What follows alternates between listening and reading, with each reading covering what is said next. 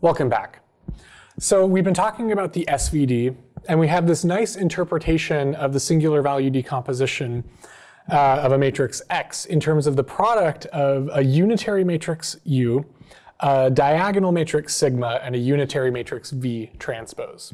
And remember that these unitary matrices can only rotate space. They can only rotate vectors, but they don't change the angles between vectors or the lengths of vectors, okay? And sigma is diagonal, so it can only scale directions x, y, and z, okay?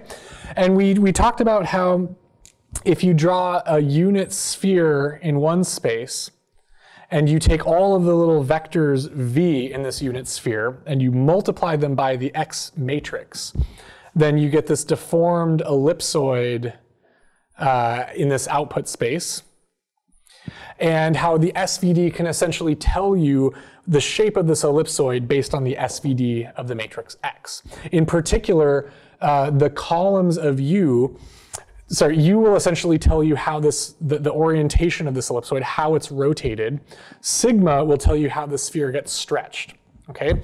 So the dimensions of sigma, the terms, the singular values in sigma tell you how much this sphere gets stretched into an ellipsoid, which directions get stretched out, which directions get smushed. And then you take that smushed ellipsoid and you rotate it through the U matrix. Okay, that's the interpretation of the SVD of this matrix multiplication. So that's what I'm going to walk you through in this Jupyter notebook here. We basically are going to create a sphere. So we're going to create a matrix of rotations. We're going to rotate in the x direction, the y direction, and then the z direction according to these theta angles, pi over 15, minus pi ninths, and minus pi 20ths. And then we're also going to stretch out in the first direction by a factor of 3.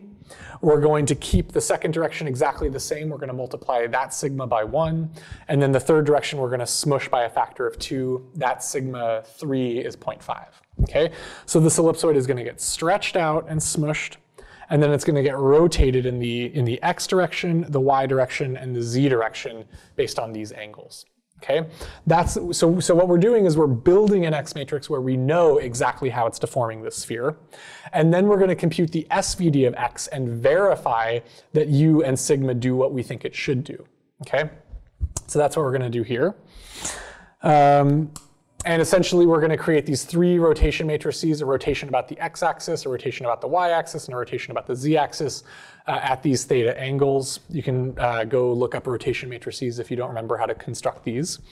And we're building our X matrix so that it first takes this ellipsoid and stretches out by sigma and smushes, so scales by sigma.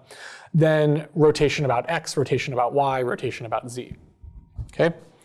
And then what we're going to do is we're essentially going to plot the 3-sphere, and we're going to multiply that 3-sphere by x and plot the deformed ellipsoid.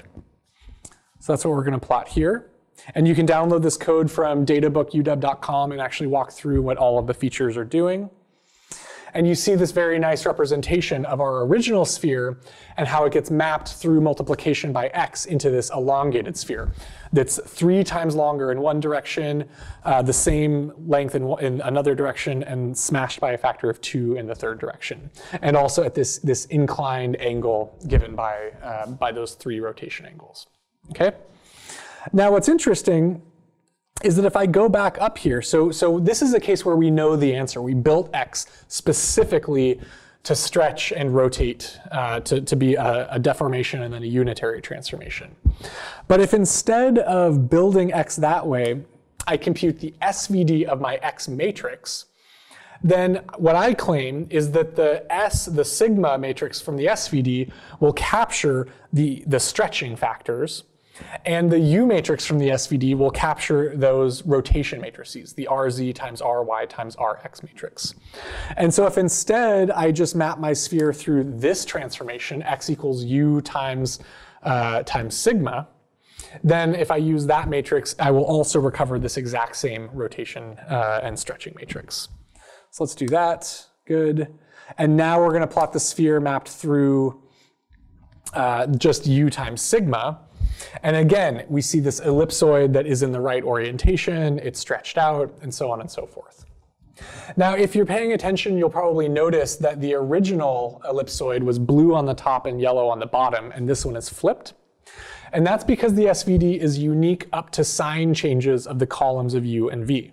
So what I suspect happened here is one or more of these, of the vectors in this rotation matrix got multiplied by -1, and the corresponding column of V also got multiplied by -1.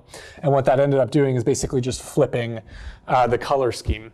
But it's still the same ellipsoid, it's still the same stretching and rotation. And if you had that data matrix X, you could mine what that sigma and U were, and it matches our intuition about a stretching and a rotation. Okay, so that's kind of neat. You can also verify if you want that the V matrix that pops out is an identity matrix, right? Because we know that X is built by a left unitary matrix times a diagonal matrix, and the right matrix would then be the identity, okay? And if you actually verify that, what you'll find is that it's the identity, except maybe some of the columns are multiplied by -1, and then the corresponding column of U would be multiplied by -1.